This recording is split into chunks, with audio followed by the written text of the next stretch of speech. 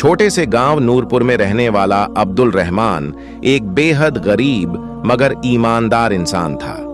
उसकी कमाई का जरिया एक छोटी सी सिलाई की दुकान थी।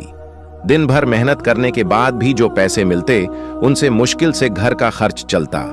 उसकी पत्नी आमिना और 2 छोटे बच्चे थे, हसन और मरियम। अब्दुल रहमान की जिंदगी में मुश्किलें नई बात नहीं थीं, मगर वह हर हाल में सब्र और नमाज को थामे रखता। वह अक्सर कहा करता, अल्लाह जिस पर मेहरबान होता है उसे इम्तिहान में डालता है। मुश्किलों की शुरुआत 1 साल गांव में भयानक बाढ़ आ गई। खेत बर्बाद हो गए, बाजार बंद हो गए और लोगों के पास काम नहीं रहा। अब्दुल रहमान की दुकान भी पानी में डूब गई।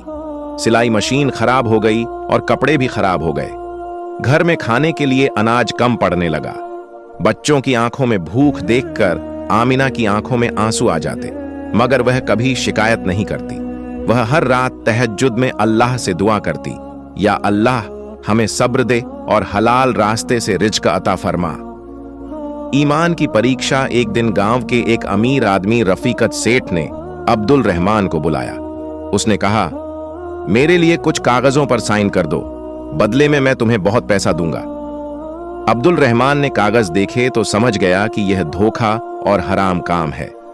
एक पल के लिए उसके दिल में ख्याल आया, घर में बच्चे भूखे हैं, मगर तुरंत उसे अल्लाह का डर याद आ गया। उसने साफ मना कर दिया और कहा, मैं भूखा रह सकता हूं मगर हराम नहीं खा सकता। रफीकत सेठ हंस पड़ा और उसे भगा दिया। सब्र का फल उसी रात अब्दुल रहमान ने बहुत रोकर दुआ की।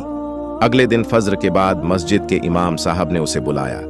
एक शहर से आए नेक व्यापारी को एक ईमानदार दर्जी की तलाश थी। गांव वालों ने अब्दुल रहमान का नाम सुझाया। व्यापारी ने उसकी हालत देखी, उसकी ईमानदारी सुनी और उसे नई सिलाई मशीन दी, साथ ही शहर में काम का मौका भी। कुछ ही महीनों में अब्दुल रहमान की हालत बदल गई। उसकी मेहनत और सच्चाई ने उसे इज्जत और हलाल रिज़्क दिलाया। उसने सबसे पहले अल्लाह का शुक्र अदा किया और गरीबों की मदद शुरू कर दी। सीख अब्दुल रहमान बच्चों से कहा करता था, सब्र कभी खाली नहीं जाता, अल्लाह देर करता है अंधेर नहीं।